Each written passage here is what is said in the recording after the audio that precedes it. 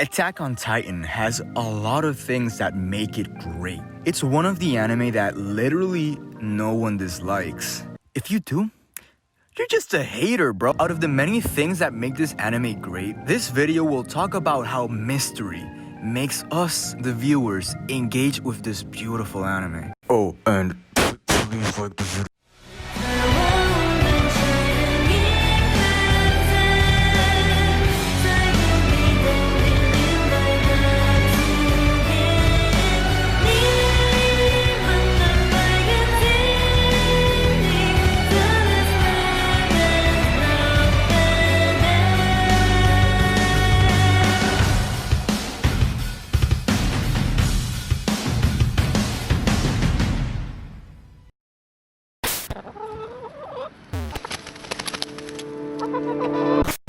What's good, guys? It's Yoshiken. Y'all already know what it is. Attack on Titan does not need no introduction. So let's get straight to it. I'm gonna keep it short of the first impressions. This anime is stupid good. Personally, I thought that the first season was alright. But when the third season came, Jesus Christ, my whole perspective changed, man. I am very excited to see the final season of this amazing show. Without further ado, let's talk Attack on Titan. Titans. It's in the title of the anime. Okay, but for real, right at the first episode of the anime, we're introduced to the world our MC lives in, and the main conflict that they currently face. Immediately, we're asking ourselves, what are the Titans? How did they get there? In which we barely get inside of them in season 1. That being said, the Titans were slowly given more information on, such as how to defeat them and why it has to be in that very specific spot. They even show us that when they're young, they have to take classes about the anatomy of the Titan. And their 3D gear as well, bro. It's honestly amazing to see the amount of detail put into this machine, as if it actually existed, you know? These subtle things are what makes us more and more curious to what exactly the Titans are, which is a phenomenal way of world building. The premise of the anime lies in Eren going after the Titans. This immediately tells us that the Titans are the antagonists of the show. Of course! If you've seen Attack on Titan, you know that isn't necessarily the case anymore. More on that later. This puts us in a mentality of the apocalypse per se. At least for me at first, it reminded me heavily of this zombie apocalyptic type premise. But obviously with Titans. When Eren first died in the anime and quote-unquote came back to life, us viewers are thrown with the question of, how the f did he survive? Is he the only one with this power? And obviously, since he's the MC of the anime, we're to believe that he's the chosen one, or some generic OPMC thing, you know? But the thing is, the idea of what if the Titans actually are humans is thrown out there, especially with the presence of the Colossal Titan in the beginning of the anime. And later on, this idea just gets annihilated, thanks to the female Titan, Annie. When the female Titan was shown, the anime just straight up tells us, look, Eren isn't a generic special MC, guys. And what makes the female Titan so important is that this was the first time that we were shown that there are Titans with IQ, dude. Like, holy sh! Whether she was a human or not was not immediately answered. Again, another question we were given. And there's also the time when Annie failed to get Eren and she started crying. This makes us ask, why was she crying? And our characters said the same thing. I mean, sure, she failed to get Eren, but is it that much to cry over it, right? The way the anime just teases us with the answers to these questions is just brilliant, dude. It's not done in a way that's just annoying and tedious, but in a very theoretic way. I didn't watch AOT when it was airing, but man, having to wait 5 years for season 2?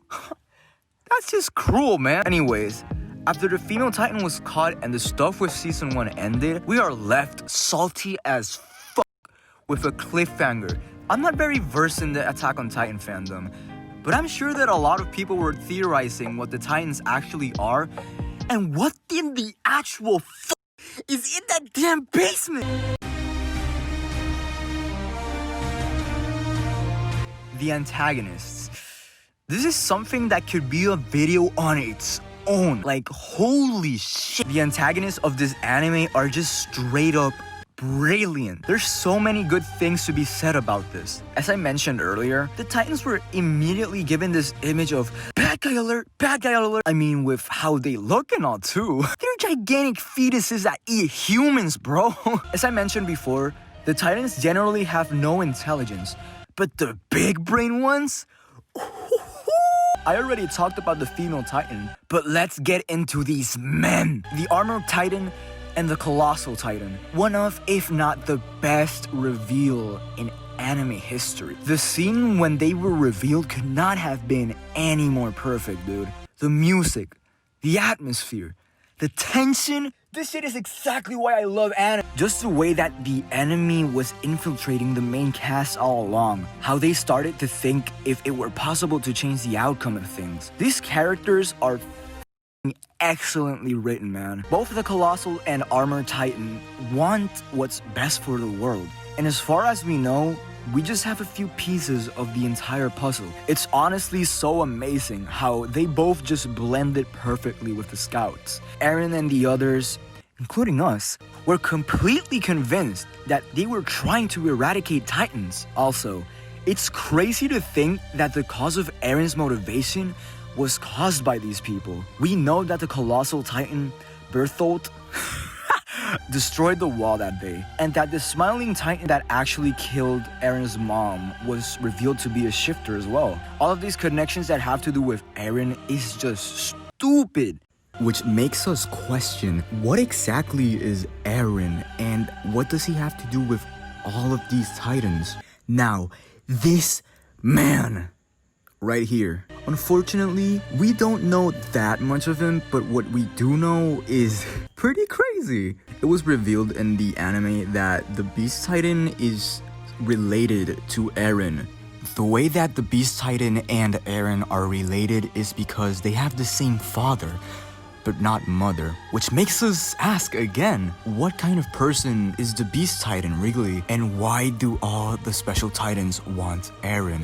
And this character in particular makes me really curious to how the other Special Titans are in terms of personality. As of right now, we only know 5 of the 9 Special Titans. All we can really do is wait, bro. This immediately makes us ask, what if humanity is the actual enemy? Which would be crazy, considering we were always put in the perspective of them. Alright, let's talk about daddy issues with Kenny. This man was what made me decide, man, Attack on Titan is actually really good. Not only did we get a lot more insight on Levi's mentality and a lot of questions that we had answered, but Kenny was the first non-shifter antagonist that actually posed a threat to our characters. Kenny's psyche is a very interesting one. If you watched AOT, man, you know exactly what I'm talking about. He's really wicked and presumably one of those serial killers that we normally see in anime. But the more insight we get on him, the more we get to see what kind of person he is. If it ain't obvious, Kenny has pride in his pro gamer skills, dude. Despite this, Kenny knows that he isn't a good person. He considers himself trash. This puts some redemption in his character, although the things he's done is obviously unforgivable. Respect my man's Levi! A question that crossed my mind when he admitted this was, what was he actually fighting for? Which, again, AOT does this with their antagonists. They make us understand why they do the things they do. And personally, that's the most essential thing to consider an antagonist a great one. Like I mentioned earlier, the antagonist in this anime could have an entire video on its own, dude. It may happen, it may not happen. Guess you'll have to turn on that notification bell. Ah, yes. The basement. An element that was thrown almost immediately in the beginning of the anime. I don't know about you guys, but If I didn't see the characters find the damn mysteries of the universe in that basement, I would be salty as fuck. In the early stages of the anime, we only really knew that the basement had some sort of attachment to Eren and something about the Titans. And the main element that kept reminding us that the basement was a thing is the key my man's Eren carries. Every so often, they would mention it. And for God's sake, the build-up to the reveal of this thing was astronomical, dude. And sure, it might have been the most anticlimactic thing I've ever seen, which in this case is really good. You might be asking, why the fuck would that be good, you stupid chicken? And my answer to that is because it was super unexpected, dude. That being said, what they found in the basement just led to more questions and obviously things that they had to research before actually getting answers. This is done so well because when the episode titled The Basement was aired, I was like, yo, it's time, bro! And I was left with blue balls, dude. Just imagine almost reaching climax and then it's like, nope. Not yet, bro. Not yet. I hated how I felt, but after I thought about it, it was brilliant. We were shown that the characters found some work by Eren's dad, but as they were like, the fuck? There's no way it's just this. They found the secret of the Titans, the past of his father, and the world outside the walls. This anime gave us a piece of the cake, but not the whole thing. This just makes us, the viewers, more engaged into the world of Attack on Titan. And hyped as fuck! To finish it off, let's talk about how mysterious the world of Attack on Titan is. I already talked about Eren and the Titans, but honestly, it's just the tip of the iceberg when it comes to the amount of detail this series puts into these things. As we know, there are various types of special Titans, 9 to be precise, Eren being the rogue one. And we saw how Eren got the rogue Titan's power, as well as how our boy Armin got the colossal Titan's power. A syringe. We barely know anything about the Titans, and the things that we do know are absolutely mind-blowing. As I mentioned earlier, since the very beginning, we were giving small hints and details about the Titans in general. Later on though, we see how the 9 Titans actually have descendants and a very detailed history. I don't know about you, man, but I was confused as hell when the flashback was happening and he mentioned Armin and Mikasa's name. This just makes us ask, what is the secret of the Titans? Like I mentioned before with the basement and all, we keep getting flashbacks and bits of history that just tease us here and there. And like I said, we are barely given insight on the actual truth of the Titans. I cannot wait to see the answers to these things. That's something that this anime does incredibly. We just keep wanting and waiting for the answers. Another thing that the world of Attack on Titan does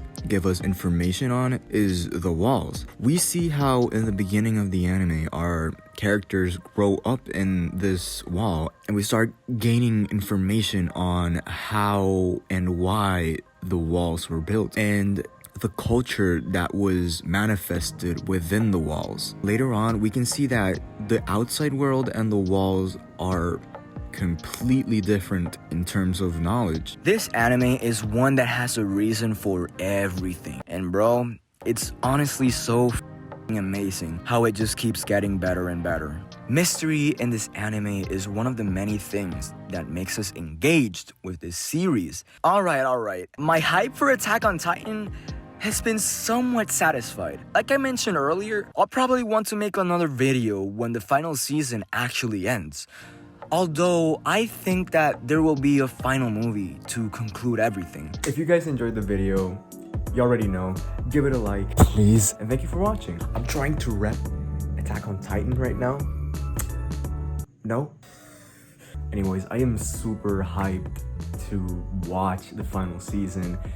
It's been so long. I've been a fan of Attack on Titan for so long. It was one of my very first anime, and I'm sure it was the first one for a lot of people, and it's finally coming to an end. And there's really nothing much else I need to say. Besides, I'm probably gonna make another video, but you need to turn that notification bell. Anyways, as always, don't eat chicken, and Stay cringy, guys.